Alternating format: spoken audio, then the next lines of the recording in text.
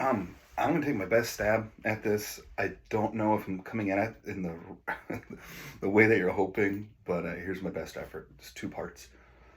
With my ancestry, and I'm thinking um, generations of my family have been in northern Minnesota, and when I think of my ancestry, I think about first in a negative sense, as a white male, now a middle-aged white male. I've watched my uncles. I saw a little bit about with my grandpa and the stories they would tell, my mom would tell about her grandpas and my dad's grandpas, is that they were hardworking, right? But still benefited from being a part of the cultural um, norm. And when you can just show up and be believed and still benefit from it, um, it creates ignorance, which is still not okay, right? Um, and there's no need to change because nothing is disrupting you in order to change. So by doing nothing, you still benefit, which I've talked about at length before.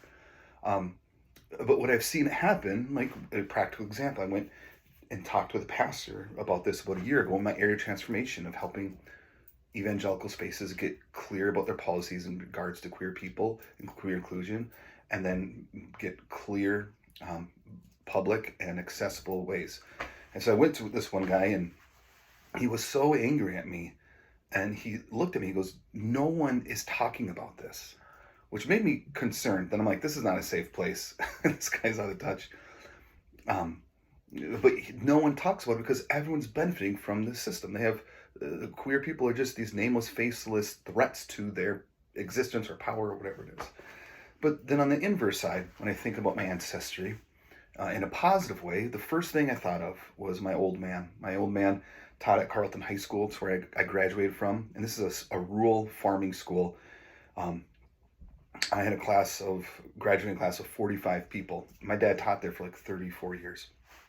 And from the very first year my dad started teaching, he wanted to put on plays because that's really important to him. And uh, he decided to do musicals, and people mocked him. They're like, "This is people drive their tractors to school. Why would you do a musical?" And my dad laughed it off, and his whole philosophy was um, everybody gets a line, right? You have to try out for roles, but everyone gets a line. And in fact, my dad went around and recruited as many students as possible to be in this music. He wanted a big cast, and if you could like breathe and you could like talk, then you had a role. Um, and it became like a cultural icon in our small little community. My dad did it forever. Even after he retired, he did it a couple times. And it wasn't until and I was Danny Zuko in Greece, no big deal. Um, it wasn't until I had kids that I was just reflecting on like my ancestry and my upbringing. I'm like, Dad, why in the hell did you do musicals in this small town? And he looked at me and he said, "Kris, this might be the only experience any of these kids have with the arts. And I believe the arts can transform lives." And I'm a high feeler, so I started crying of like, my dad was a little activist in his own way, in a very subtle, simple way. My dad was trying to help kids find new ways of thinking, new ways of belonging, and new ways of showing up in a room.